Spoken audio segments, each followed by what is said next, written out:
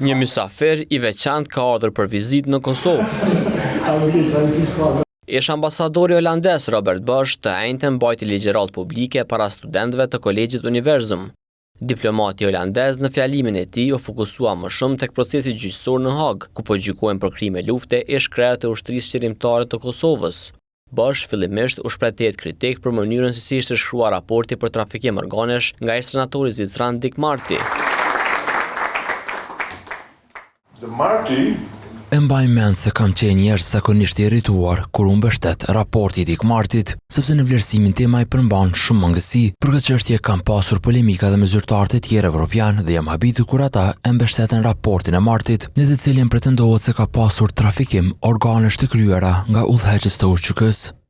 Bosch beson se ish krerët e ushtrisë qërimtare të Kosovës do të shpollen të pafajshëm në fund të procesit. UNMIK dhe ULEX kanë pasur mandate plot për hetimin e krimeve të luftës, prandaj lim pyetja pse ishte i nevojshëm krijimi i një gjykate tjetër. Fatkeqësisht, presioni ndërkombëtar mbi Kosovën për themelimin e gjykatës speciale ishte shumë i madh. Është me të vërtetë veçantë që tha që dhe të tjerët u dorëzuan vullnetarisht në Hag dhe kjo duhet të vlerësohet. Nëse zhvillohet një proces i drejtë gjyqësor, besoj se këta njerëz do të shpallen të pafajshëm nga kjo gjykatë.